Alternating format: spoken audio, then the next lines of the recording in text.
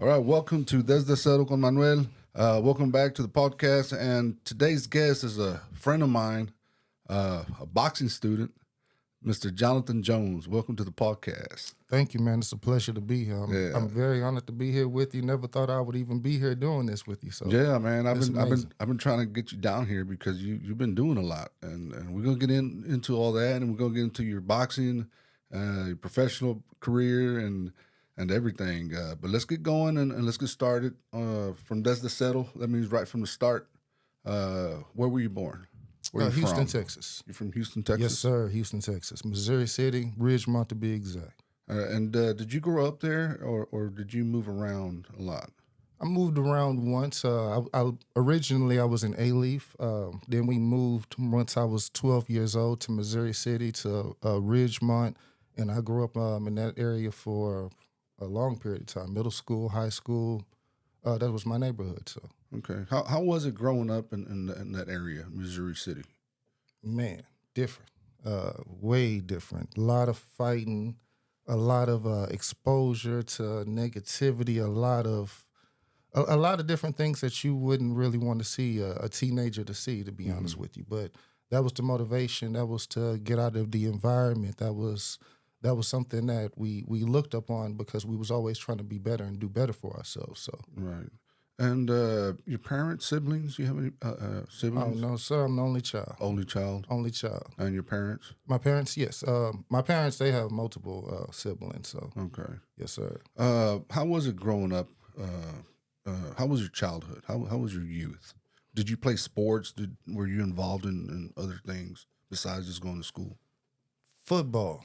I loved football. I loved football until we got into a game one time, and I remember the whole summer I'm working out 3 times a day, doing everything I can. And the first game that we had, we're probably down 2 touchdowns. Man, you had guys already taking off their jerseys, their shirts. They were ready to quit type of stuff. You know what I mean? And I remember that it was a show back in the day that used to come on ESPN. And I remember seeing Roy Jones Jr. for the first time. And once I saw that, that completely changed my perspective. How old were you at the time? 13. 13 years old. 13. And my 14th birthday, I remember asking my mother to join the boxing gym. That was the only birthday gift I wanted at the time, was to join the boxing gym, which was a PABA, Progressive Amateur Boxing Association in Third Ward. Right. PABA. We Yes, used sir. to go to a lot of tournaments there. Silver Gloves used to be there in Houston. The Houston Silver Gloves used to be there, and we used to go there every year. It had 2 floors, right? Yes, sir. And I remember that gym a lot. It was our yearly thing. I don't think we ever went to a regular. I think we did go to regular tournaments as well.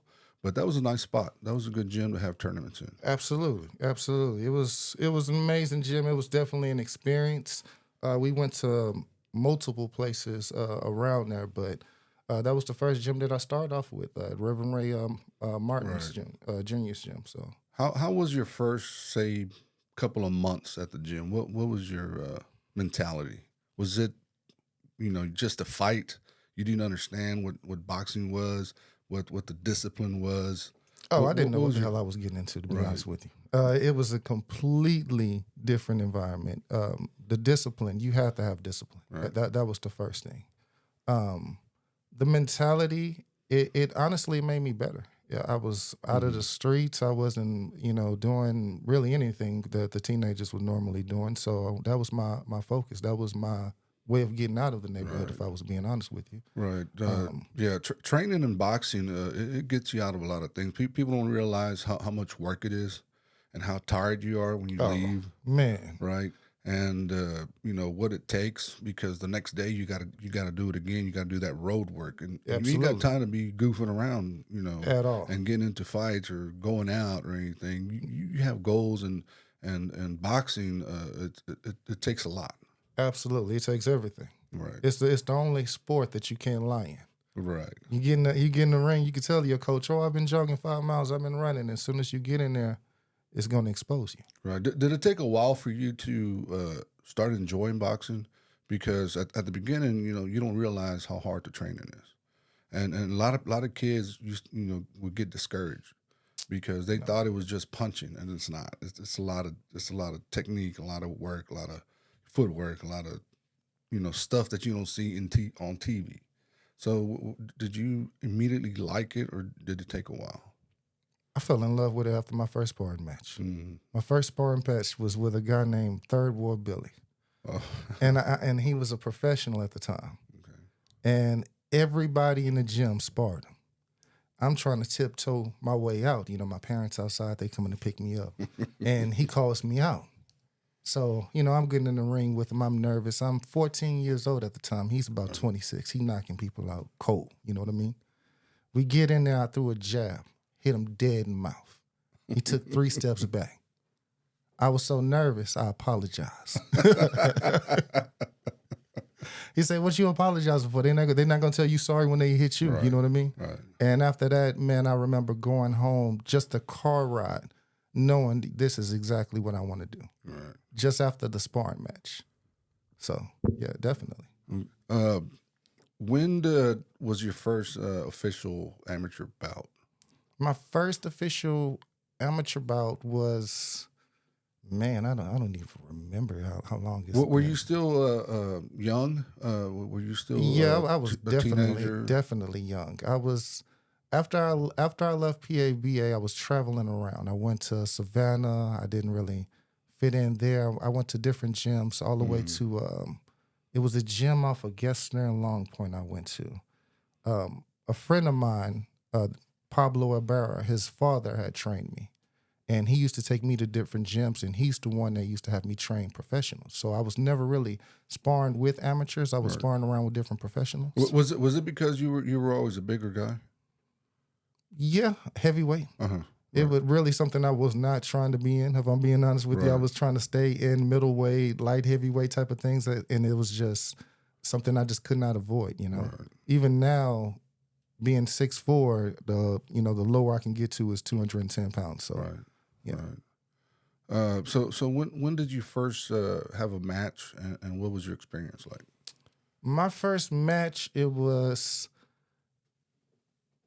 experience was crazy because one day you're just a regular, ordinary Joe, just walking around, and then the next day, people in your face taking pictures of you, people you don't know, and you are in the training room. I remember being inside the training room, and you can hear everything. You can hear the screams, the cheering, that you got the cameras to the side of you. You can hear the pads.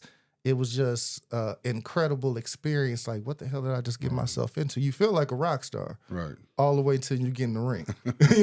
You feel like, because they announce you, they're saying your name, they're saying, your music get going on. But once you get in the ring, it's just you and that person. Right. Everything else don't matter. You can hear everything. You suck. You're not this. You're not that. You can hear every single thing a person says about you, and it's just mental focus. Boxing is more mental focus than anything. You have to be prepared way before you step in that ring than physical. If that makes any sense. If anybody hasn't been to an amateur bout, they're kind of wild, and they're exciting.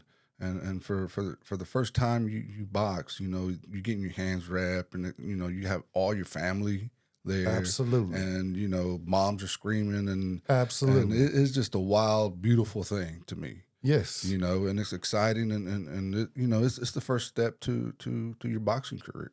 And it's fast. And it's fast. Because people, when you watch TV, it looks like tip tap, tip tap, tip tap. Oh no, it's fast. It's quick thinking. You got to be on your P's and Q's, but it's all come down to the fundamentals. Right. I always I used to tell the kids that the first 10 bouts, it's going to be let your hands go. Mm-hmm.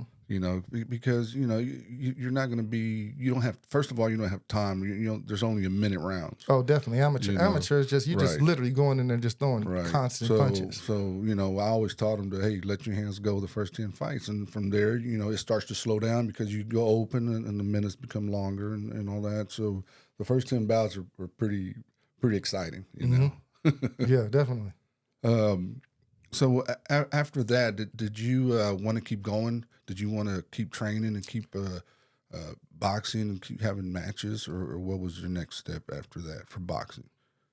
I love boxing, but it was just a thing of timing and life. Hmm. Honestly, it was just it's just timing in life. You know, boxing is something that you have to do very, very young. It's something that you have to be constantly consistent in, and things like that. So it's just the timing of things, Right. honestly. Hmm. So yeah. But after boxing, I guess that's when COVID hit. COVID Right. like 2020. Hmm. And man, I could not stand being at home. Even though if I'm getting a check, I just could not stand being at home. So I was working. I used to work from College Station all the way to Austin. I used to drive to Austin every day. Okay. And I would work 12 hours as a security guard. Mm. And the person I was working with just so happened to be my old business partner. Okay. And how I got involved in this business security, honestly, I had a friend that used to beg me because I was an electrician. He used to beg me, he used to ask me to come work with these guys because he knew I was big on guns and things like Right. that and shooting. And after a while, it was like, I need the money, so let me go try it out. And I worked so many places and I was so great at what I did that the owners, the clients would request me. Hmm. And, after, and that's when I tell my guards that I say, you have to be great at what you do where every place requests you because you're so good at what you do. Right. That's how you establish yourself. That's how you create a name for yourself and things like that.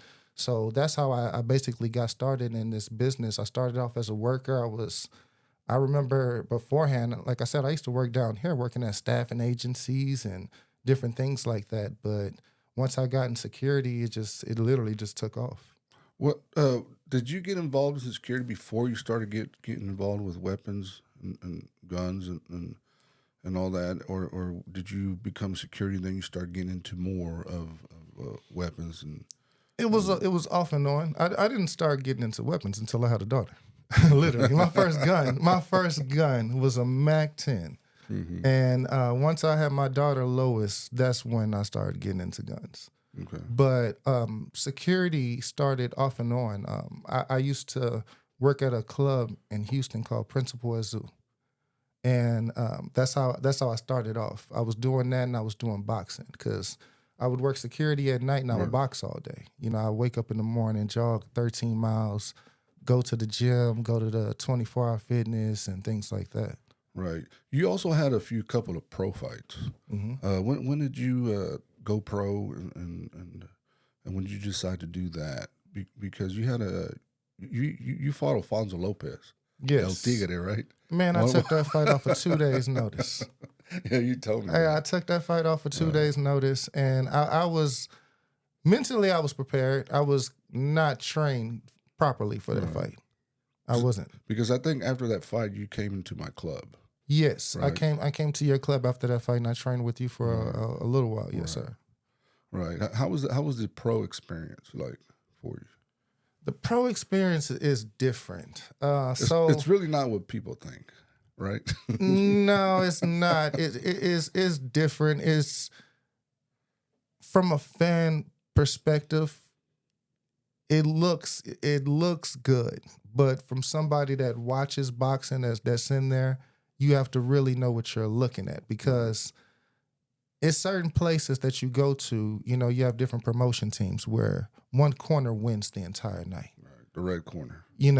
And you're like, man, how does the one corner win the entire night? And then you go talk to these fighters, and there's, you know, oh, I took this fight off a few days' notice, or oh, I needed the money. They a lot of them just need the money. Right. And I've had friends where, we'd be working on the plants. We'd be out there in the plants sweating, and they'd get a call. Hey, we got $20,000. The flight is free. The hotel is free, and they'll think of the money instead of the actual training. You know what I mean? Right. So that's where a lot of fighters, especially young fighters, get caught up in. Yeah. Right. Right. It's definitely a dirty business, but Absolutely. and there's a good side to it too. If you're signed to a promotion and they work with you, the idea is to grow your record. That's the plan. That's their job. For them to grow your record, and once you have a good record, you start making good money.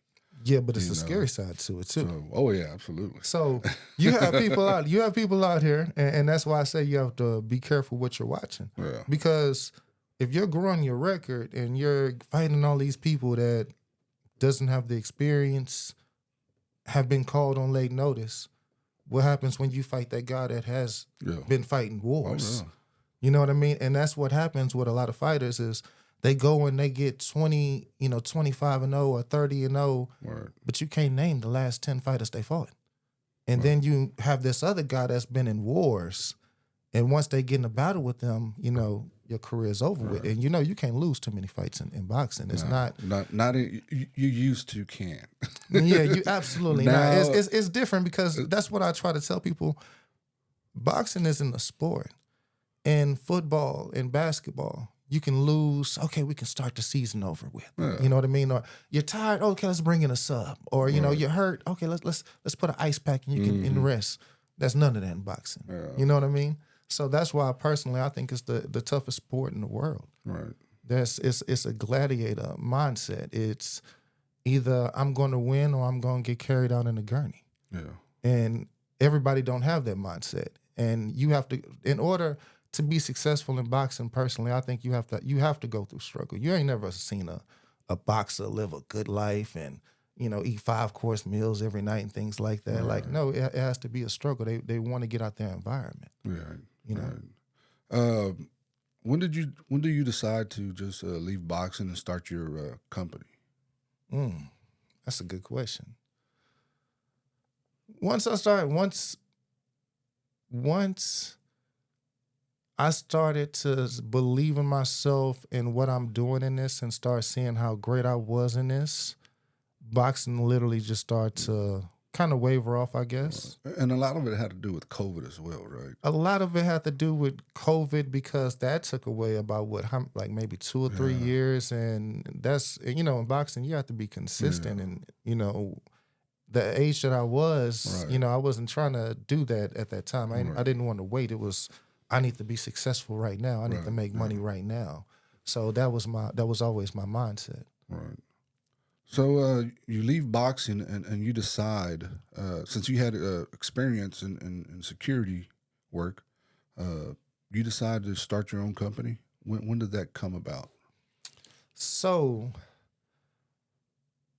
there was a contract. Let me say this first. Was it an accident that you started your company, or did you plan for it? I did not plan for it at all.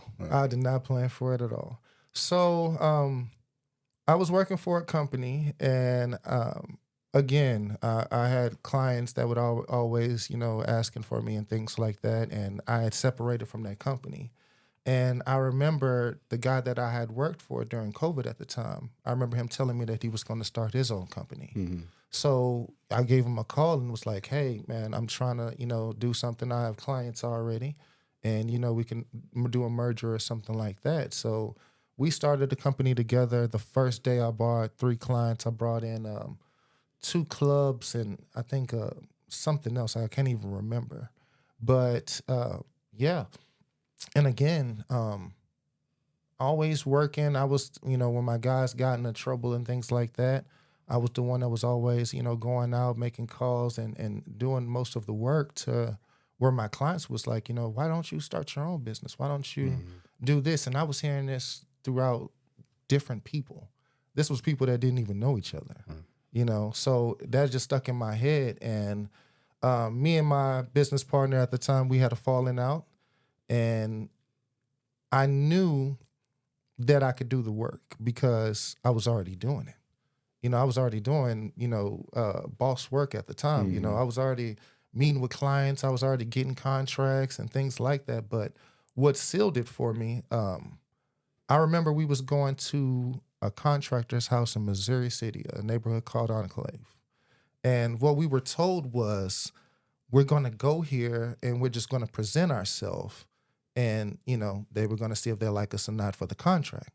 That was not the scenario. We get there, they have a lawyer there, they have the Fort Bend Constable Precinct. We're basically about to bid for this contract. It's us against them. So it's basically us saying the services that we have to offer versus the services they had to offer. And man, you talking about standing in front of a room full of people, all of them are millionaires, and you're going to tell them, how you're Right. better than the police department? That was insane. Were you prepared for that? Absolutely not. Absolutely not. So how'd you pull it off? Confidence. Knowing my value, knowing what I bring to the table, knowing what I had to offer. That's literally what it was. I said a prayer, thought about what I want to go in there, and it was just go time. It was Right. let's go. What was your main pitch? My main pitch is always being of service to you to solve your problem. Everybody has a problem. That's why they need security. Right. I don't want to say, oh, I'm going to do this, I'm going to do that. My first question is, okay, what type of problems do you have? And so how can we solve this?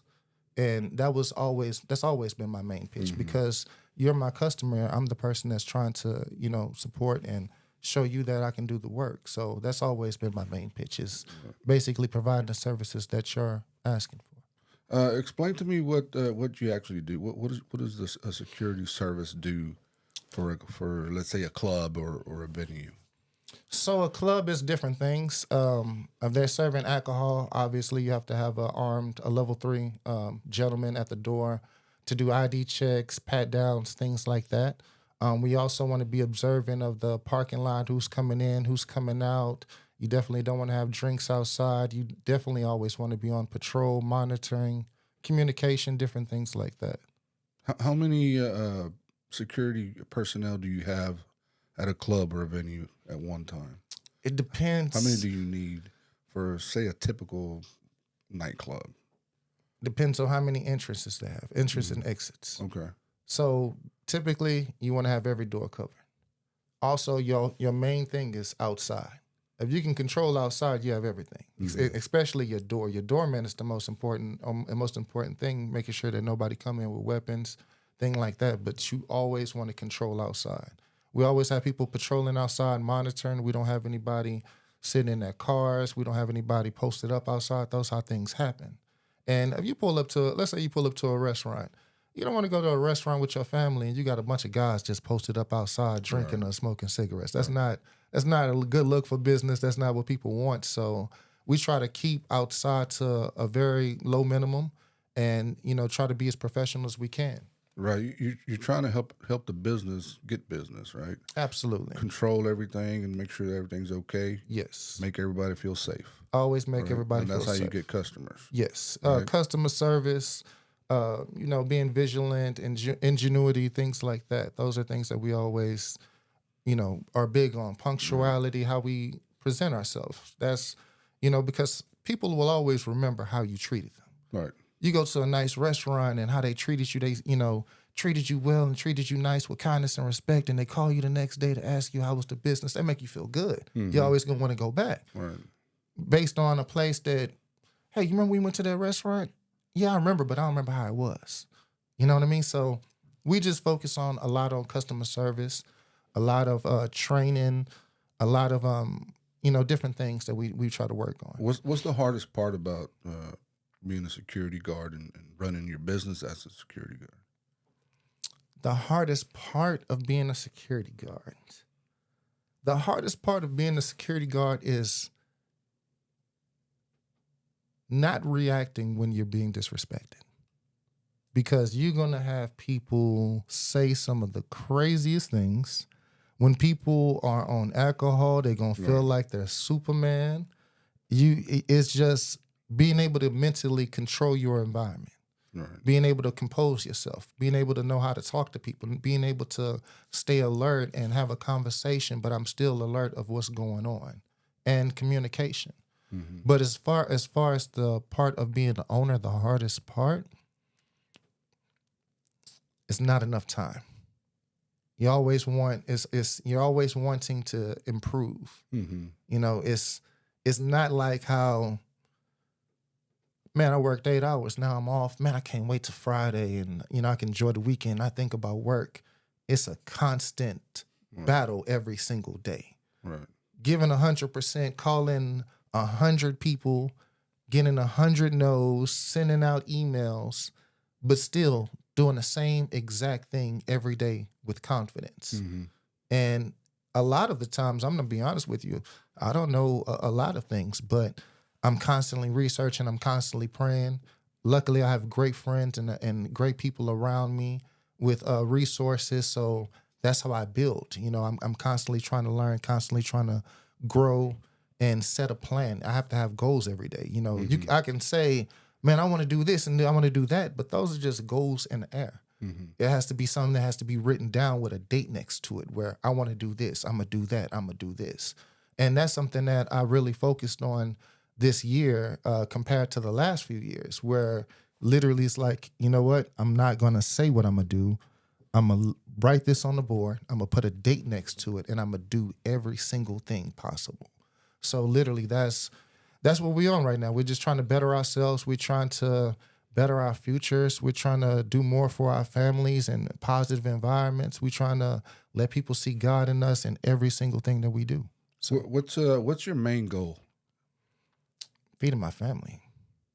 My main goal is providing for my family. That's Is that what gets you going every day? absolutely, Right. absolutely. That's always my main goal. That's the main power. Absolutely. You You wake you up. always want to do more for your family. You always see things. You want them to enjoy things. And at the same time, it's a discipline. I don't want to just hand you stuff. I want you to experience new cultures. I want you to experience different environments. I don't want to gift you things. I want to teach you things. So I personally think that's always the main goal. All right. How's fatherhood been like for you? Oh, man. Whew. I love it. I absolutely love it. Right. I'm with my children majority of the time during the week. My lady, she works. Love her so much. Fatherhood is the best blessing in life. There is nothing better than being a father. Right. It is nothing better. And my daughter, she's 9 months right now. My Kanye, he's 2 years and a few months. So it's a blessing to wake up and to be with them every single day, from feeding them to diapers to nighttime. Is absolutely a blessing. It's challenging to run a business and promote another business and be a full-time father, but I absolutely love it. It's nothing I wouldn't take away from it. All right. You also came upon another business, right? And that's firearm. Yes, sir. The Professionals Firearms Academy. Academy. Yes, sir. You teach people how to shoot. Yes, sir. So Which I need your services for that. okay. 'Cause So we don't know how to shoot. yes, sir. So I'm a licensed to carry instructor. Based on that, I can't teach you how to shoot. I'm teaching you the law. Mm. Also, I'm a level 3 firearms instructor. That's an instructor who gives out the security license for level 3 officers that want to be armed. I'm also the level 4 firearms instructor. That's for personal protection and bodyguards. Just a few minutes ago, I found out that they just approved me for my training facility. So now I'm about to open up my own security school. Wow! Congratulations. sir. And So, yeah. is this the first announcement? This is my first announcement. Yes, sir. I That's just what's found up. out 15 minutes ago. Congratulations, man. And, Thank you and so that- much. That's due to hard work and Yes, and sir. consistency, right? Yes, sir. Literally, each month I always try to do something. Learn something, be better at something, get a certification. Grow, because I can't sit here and say I want a better life and I'm not doing anything about it.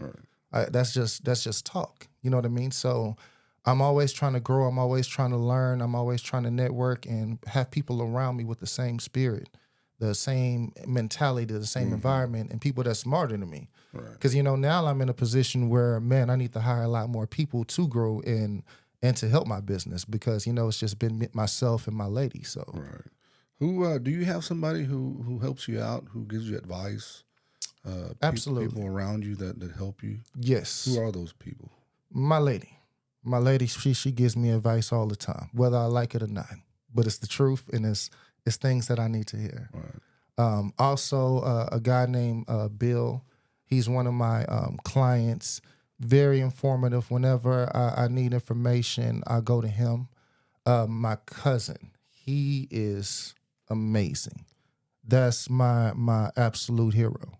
If ever I have a problem in life, I go to him, and just talking to him and his confidence and what he's doing makes me feel like, man, why the hell am I to even call him about my problems? This ain't nothing compared to, you know what I mean? Right. But definitely had some amazing people in my life. My banker, Patrick, he's the one that told me about credit and business credit, and it opened my mind up to different things. I have a friend named Trev. He helped me out a lot with the different things. It's a lot of people that helped me, honestly. Right. Yes, sir. Have you learned a lot about administration and personnel and HR and all that stuff? Yes, Because you run the business, right? absolutely. What have you learned, and how did you learn how to manage your business? Every day it's a new step. You got to take it one day at a time. Mm-hmm. We literally don't know everything, but we constantly researching. We trying different things, see what works, that works, and it's just risking it. To be honest with you, we don't have all the answers for everything, but we always learning, we always adapting to find those answers. So the first every year we've been getting better. We looked at the first year. The first year was like, okay, this is the start off. We doing this, we doing that. This didn't work. Then the second year came around, and now we're in the third year. And, as far as certifications and things that I've accomplished so far, just in the 4 months, this is the most successful I've ever been. So it's been amazing. It's been a learning experience. Right. Yeah. Do you do security daily? Is it every day? Every day, 24 hours. Yeah, because Houston, it's every day. Yes, You we know, we have nightclubs, bingo halls, event halls, bars, different warehouses. Right. We do. Yeah, you just don't work clubs. No, it's sir. everything. Everything that requires yes, security. everything that requires security, bodyguards, personal protection, fire watch, valet park, anything dealing with security. Those are some services we provide. Have you done personal security for any famous people? Yes, we've done some for rappers and things like that. Yes, sir. Can you name any of them? Or Most no? of them don't want to be named. Okay. That's why I asked you most names most of them don't want to be named. But I have done personal protection with a lot of few people. You can definitely see it in my pictures, Instagram, social media, things like that. But majority of them, they just like their privacy things. Right. So you just now you mentioned that you're gonna get your own building. Do you have a spot? Do you have a place? Are you looking? As of right now, I'm working with a good friend of mine named Bill at the Fire Armadillo spot. The place is the location is 19909 Morton Road in Katy, Texas. That's the place I will be teaching the LTC classes. And different classes and things like that. We're going to be doing the firearms part at the Bravis River Sportsman Club in Fulshire, Texas. But so what I'm working on right now is I want to be more available to my clients. So if I have clients in a certain area, I want them to be, going to a range that's accessible in the area. I don't want them to drive way out here or way out there. So those are the things that I'm working out right now. In the next 2 weeks, I will be teaching the LTC classes and other classes as well. So what kind of courses are those? What's LTC? License to carry, open carry, concealed carry, basically teaching you the laws of where you can carry your gun, the responsibility of safe gun handling, the storage, placement, those different type of things. Right. What is your take on open carry? It's more negative to me, if I'm being honest, because the first person you're going to be the first person I shoot if I'm coming. You're the biggest threat, and you're exposing yourself as a threat because it's right there. Compared to the element of surprise, if I'm concealed, you don't know. Right. You know what I mean? If you walk into a store and somebody coming there with bad intentions, the first thing they're gonna do is walk around and they're gonna see the person with the gun. First person they're gonna do is go attack you. Right. Compared to me being concealed, you have no idea. I can sit here and be like this the whole time, and you have no idea that I have a gun on me. So, I'm not 100% with open carry. And open carry is just you can carry it anywhere. Right? Not absolutely. You have to be able to identify the signal. As far as public, right? You can yes, carry, sir. Right? Majority of the time, yes. And that's open carry. Yes, sir. So what do you tell people that want to get their license to carry? What's the first thing that you recommend? The first thing I recommend, the first thing I'm asking is what gun is they using.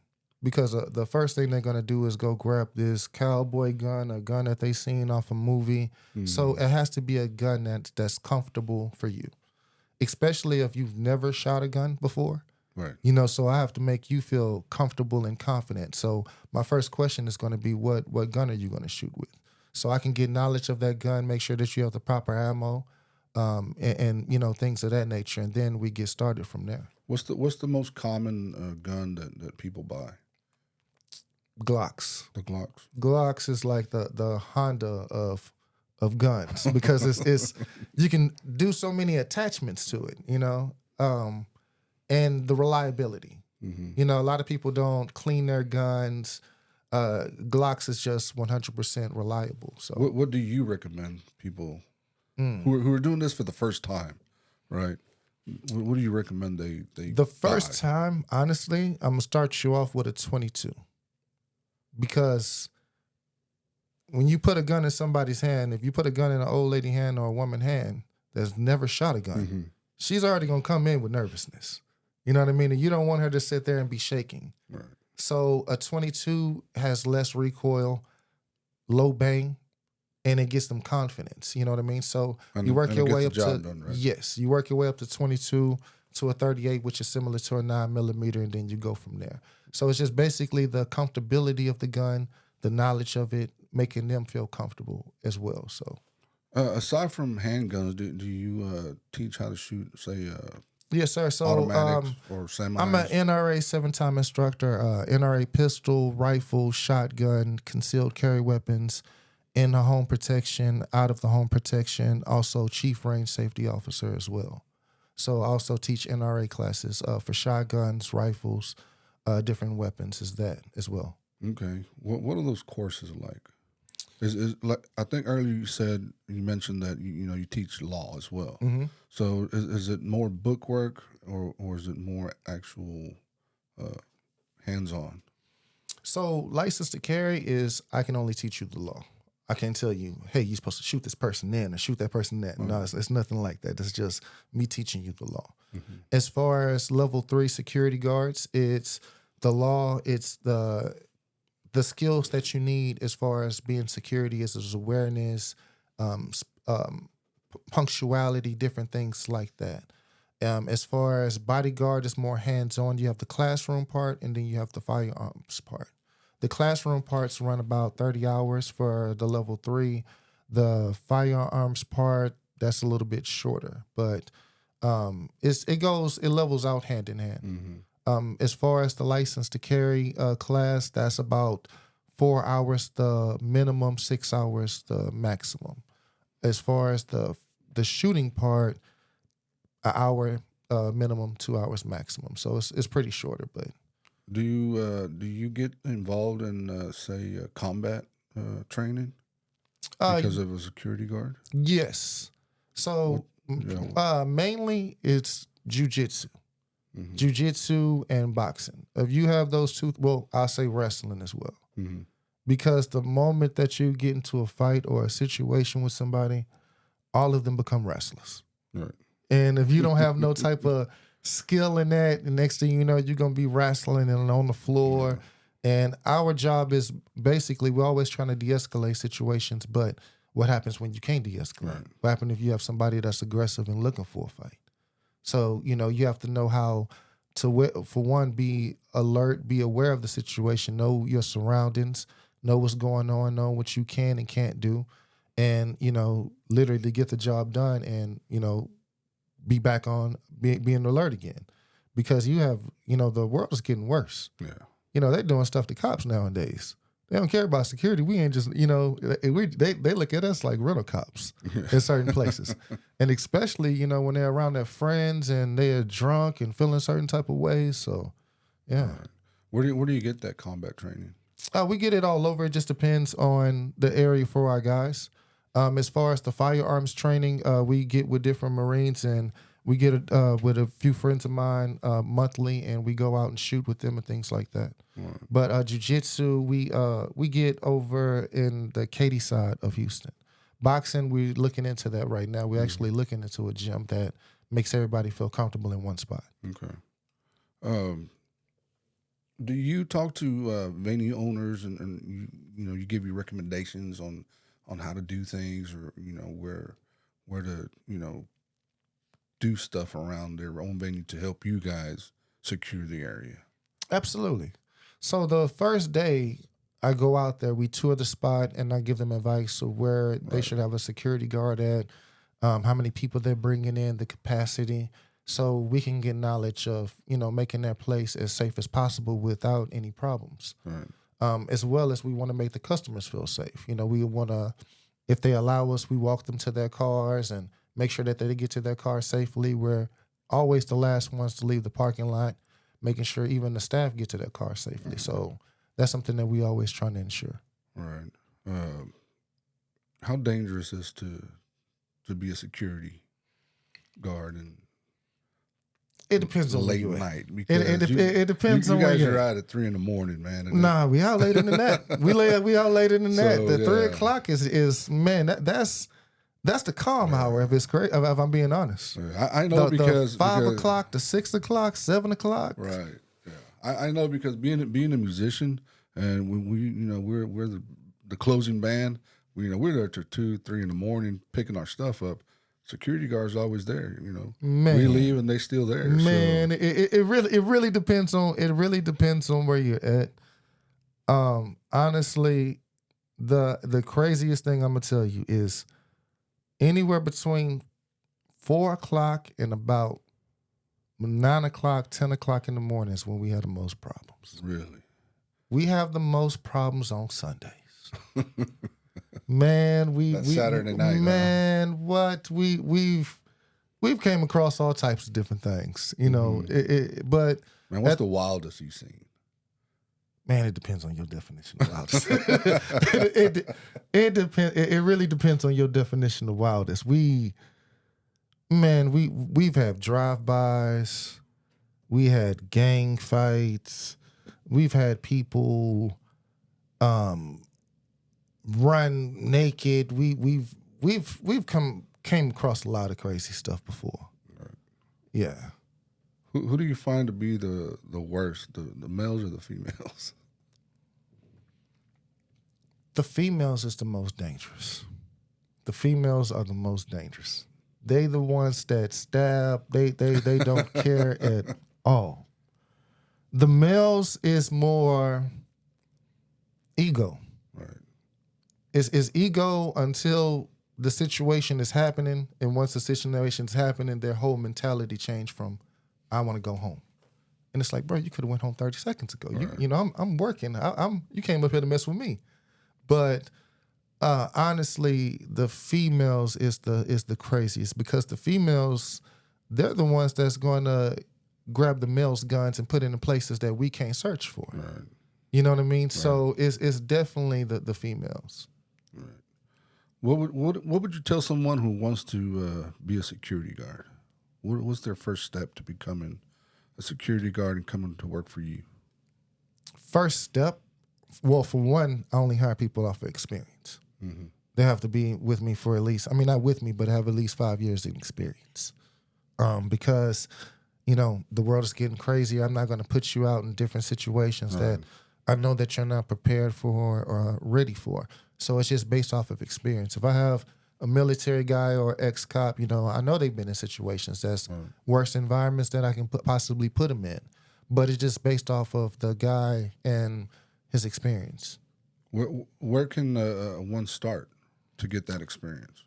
You literally can start at different places. Like, so for instance, level 2 guards, we hardly ever hire. That's unarmed. Mm-hmm. And I don't have any unarmed, hardly ever hire unarmed. So armed positions is the main spot that we have. And as far as my guards, we have body cams. All of my guards come with bulletproof vests, because we want to be prepared for situations that might arise. Right. Because, you have people that's robbing people. We just came out of jacking season, Christmas and all that stuff. So We always want to be on guard. We haven't had any mishaps. We've been doing great at what we're doing. We're constantly training with people. We constantly taking them out. So, yeah. Right. So people who want to hire you for your service, where do they go? Where can they find you? What's They the can name find of me what's the name on of your social business? media. They can find me on Instagram, Facebook, Armed Professional Gentleman. Jonathan at apgprotection.org is my email. My phone number, 832-305-6755. You can text me, call me. I'll respond at any given time. Right. And for your license to carry, is that all the same information? Because yes, I think you have, was it professional Yes, the Professional Firearms Academy. firearm? That's the license to carry instructor. That's what I'm gonna be teaching classes as well. It's the same information. Okay. Yes, sir. Yeah. Just I'm very proud of you, man. Thanks. I Because appreciate it. since the time I met you, you've always worked hard. Thank you. I And appreciate you've it. always been respectful and always positive. Man, that's the only way to be. And we've always carried a good conversation, and even though it was boxer coach, we always had a good time. It was always fun coaching you and watching you spar and whatnot. But I'm very proud of you and what you've become, and I wish you all the best, man. Every Thank you. every time you Likewise. post something about you got this new certification and stuff, you always tell me, you send me a Oh message, man, yeah, man. It's and I get excited, when people I know, especially when they were younger, and now they're older and more mature and have families, and they're doing their own thing, and it feels great. It feels good as somebody that used to work with you and all that, and so thanks, man. I'm I very proud appreciate of it. you, man. Likewise, I'm working on a lot more stuff. I'm just a lot more I'm trying to accomplish too. I can't wait to see what happens next, man. Thank you. Thank you. So, what do you think about these upcoming fights? You think Canelo and Man, I think Canelo fights next week. who's he fighting? I don't know. Exactly. I Exactly. think it's one of these preparation fights for Crawford. If he beats Well, see- Crawford, they're gonna say, "Oh man, he's too big." Right. And it's. I don't even know what to say about Canelo, to be honest. I like Crawford. I wish Crawford was more consistent. He doesn't fight enough. No, he doesn't. What I wanted to say is that back in the day, all these boxers used to have these preparation fights. The tournaments. You You were forced to fight, and that's what the game is missing, because nowadays everybody is afraid to lose. Right. Nobody wants to lose their and You don't have- and you got 4 different champions fighting, nobodies. I'm not saying that they're nobodies. They're boxers. They trained hard, but they're not at that elite level where number one's fighting number 2. Not or at all. number one's fighting number 1 because they got different belts. But you have more businessmen than boxers. Everybody's a businessman now. Right. And that's what Mayweather brought into the game, where it's a businessman now, because everybody's just focused on the money and not losing. So people aren't really fighting each other anymore. Right, but at the same time, if you look at Mayweather's career, he at least fought champions. Oh, absolutely. These guys are Absolutely. fighting. Yeah. Who knows? Yeah, you don't know where these guys are coming know. from out of the woodworks. And that's the thing. Champions fight champions. That's what's going to make your legacy. Right. You can fight all these nobodies, but then 10 years from now, they're going to be like, who was that guy? Right. I mean, Shakur should be fighting Tank and Man. Lomachenko and all these guys. We don't know if Tank going to win that next fight. Yeah. I can't tell you if Tank won that last fight, to be honest with you, Right. because that's the puncher's curse. When you're used to knocking everybody out, what happens when you get at? And that's the scariest thing in the world, right? Mike Tyson, When you go Buster and Douglas. you give somebody the best punch you got, and they just stand there and they take it and they just walk back up to you like, "What's up now?" Yeah. That's gonna challenge your mentality, and that's what you could tell Tank. He gained that man's gained respect off of Tank Right. as the rounds progress, because he knew, like, man, I'm giving him my best shots and he ain't going down. So I don't know about this next Is fight. there going for to be a Tank. rematch? Yes, sir. He's trying to do it for, I think, next month, but I think it's scheduled for July. Okay. Yeah, so that's gonna be interesting. Shakur, I don't know what he's doing, man. I really would like to watch him fight. Ryan Garcia, he's fighting soon. Ryan Garcia is fighting this weekend. Are you serious? I think so. Who's he fighting anyway? I thought it was Pitbull or something like that, right? Was he? Or who's he fighting? See what I mean? It's not what it used to be. It's very discouraging to have these new boxers, fight. Man, I lost interest. I did too. I lost interest, and if I see a Facebook post, fight week, well, who's fighting? Ryan Garcia. Okay, I'll watch. But back in the day, I used to follow these things for months. Oscar De La Hoya is fighting Shane Mosley. And you watch the press conferences, and you watch everything. You watch, up to yes, the fight. literally. Right now there's nothing to excite people and say, oh man, Mike Tyson or They're running. Holyfield, They're running. They're not fighting each other anymore. It's a shame because all these guys really have good talent. Absolutely, they do. But like I said, you have more businessmen in the game now. Nobody wants to lose. Nobody wants to be embarrassed. I mean, man, look how what was the twins' name? He was talking all that smack to Canelo, and look what Canelo did to him. Yeah, the Charlos. Man, what? They're not fighting nobody now. They scared. No. You know what I mean? Yeah, I think they're supposed to fight Plant or something. I don't know who, but like I said, Plant versus Charlo. I mean, where's the excitement? Exactly. That's a good undercard, but it's not. Everybody wants to be a main fight now. Yeah. Everybody wants to be the main event, and it can't happen. There's not enough money. You have to work your way up to that. People think that there's a lot of money in boxing, and there's not. There's only very few that make that money. Yeah. Everybody else is an undercard, and we're watching a bunch of undercard fights. Yes, we are watching. We're watching a bunch of sparring matches. Right. Now we're watching the high paid sparring matches. Is what I call it. What's your dream match right now? Man, dream match right now? Because I really don't know if Canelo and Crawford is going to be one. Canelo Benavidez would probably be one. I wouldn't even say Benavidez. Benavidez just throw a lot of punches. What's going to happen when Canelo connect? Right. Well, that's what I'm saying. You know because what I mean? Benavidez is talking a lot of trash, man. Yeah, because he wants the money. He wants the money. That's right. Canelo making how much money now? He's second. He's second to Mayweather now as far as the business. He's smart. Right. He got smart, and Shakur Tank probably it's a fight. I can't say that because Shakur doesn't throw enough punches, and he hasn't stepped out there and demanded it. You know what I mean?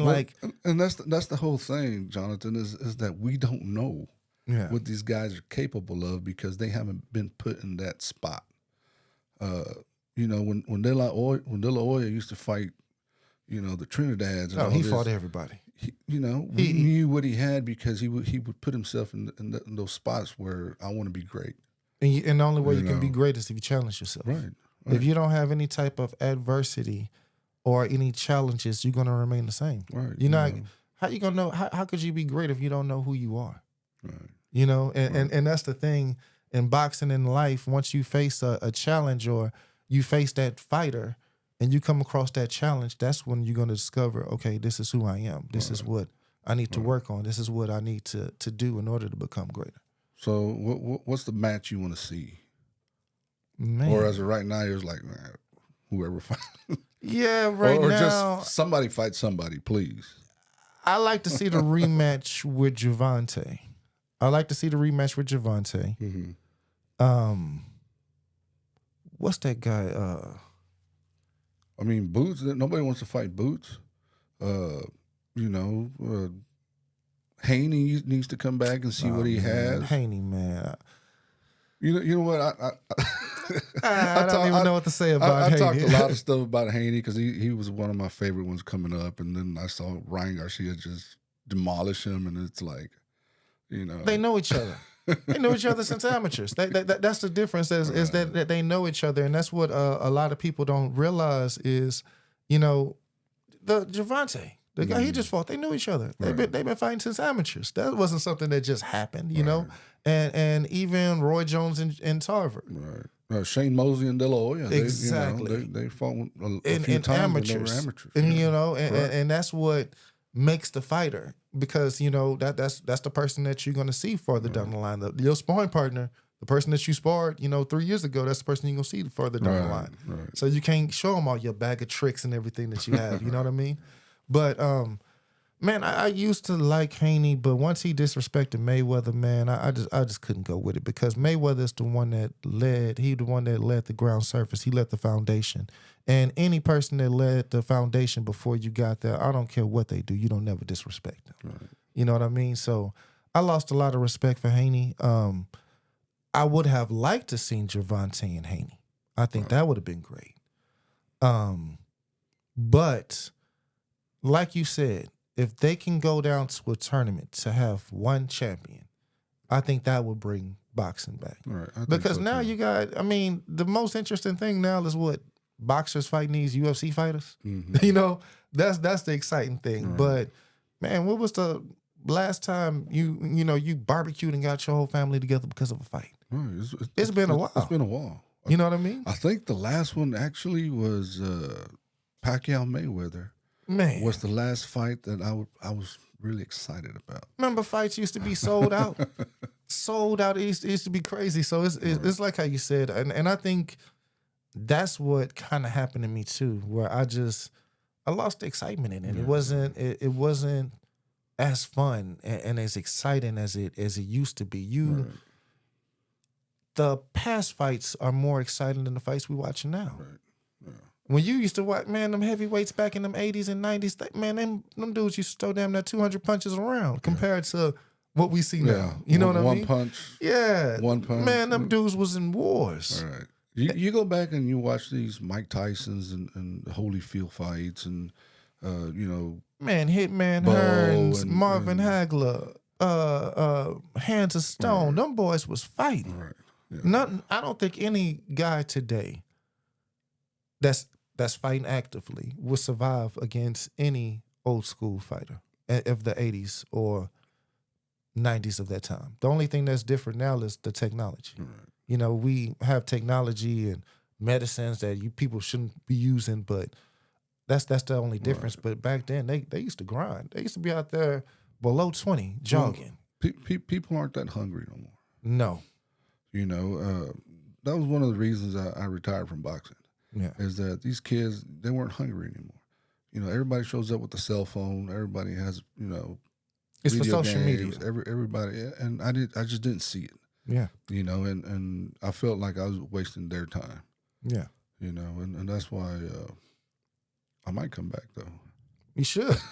Hey, you should. Hey, this is the perfect So, time. There's yeah, nothing but opportunity I got now. a phone call today that probably changed something, but Hey, I'm thinking about it. it's opportunity. Hey, it's on your mind for a reason. It's a blessing. Yeah, And you got to take advantages of opportunities. Opportunities don't come every day. you're right. So you literally have to take advantage of that. There's a lot of missed opportunities that I missed in the past that I wish I could have taken upon. But, I realized that, and now is, man, every opportunity that we can come across, we try to make, not take advantage of, but fulfill in every way that we possibly can. Who's your favorite boxer all time?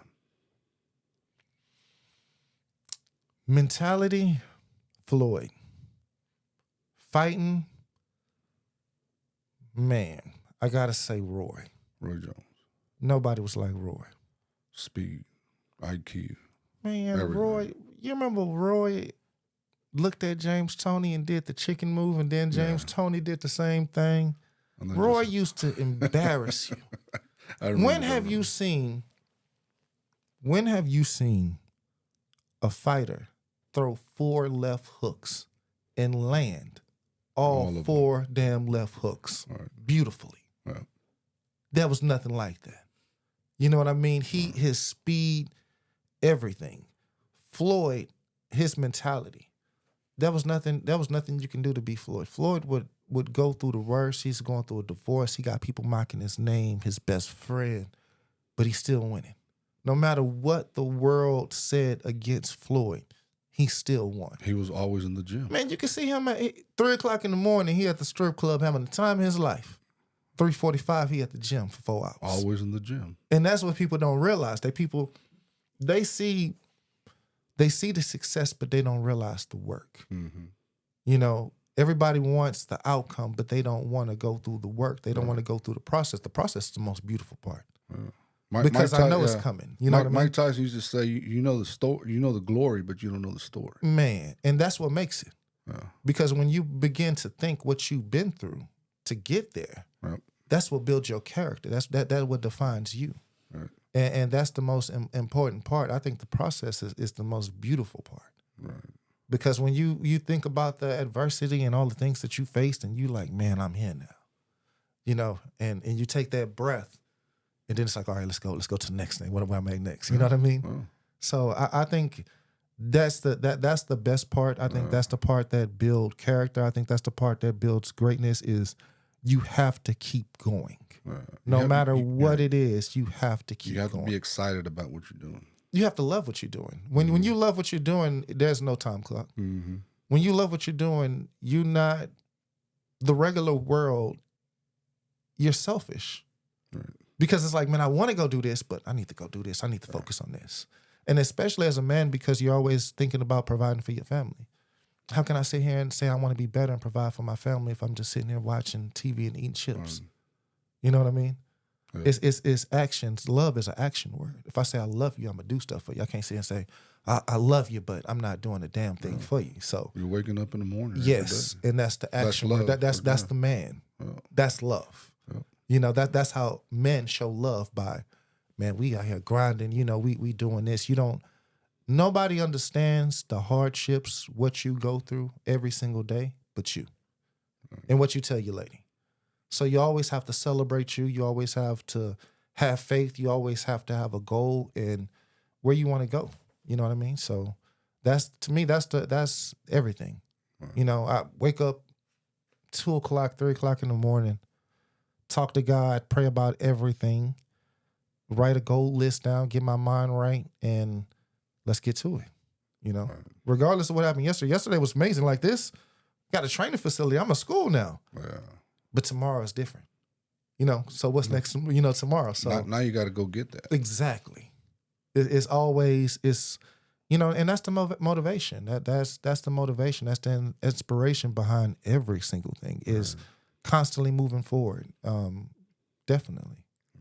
Yeah. But yeah, my favorite, Floyd and Roy. I love Mike. There was nothing like Mike. Mike was, man, you couldn't even go reheat your food in the microwave because of Mike. The fight was over. What?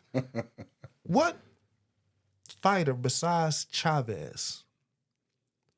People used to fly to Vegas to see Mike when all the hotels were sold out. Right. Who is going to go fly to a different state to go watch a fight without a hotel, a place to stay? Mm-hmm. That's how exciting people was to see Mike. Right. You know what I mean?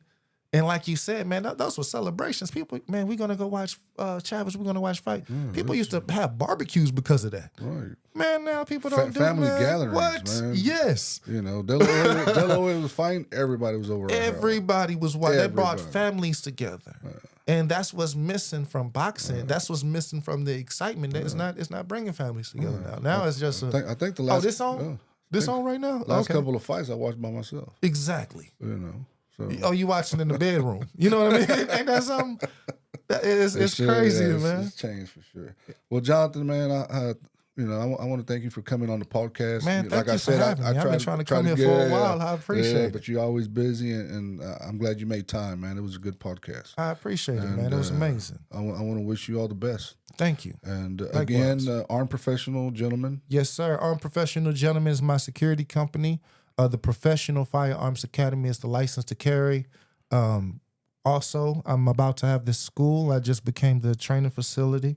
So that's something I'm also about to have. And I'm about to start teaching classes as well. So all right, it's a lot to look forward to. All right. Well, I'm going to let you go because I know you got to travel back to Houston. Yes, sir. And I appreciate you making the trip, man. Man, I appreciate you. It's an honor to be here. I can't wait to watch your future podcast and everything that you got going. And I hope you make your way back to boxing, man. Right. I really do. All right. You'll be the first to know.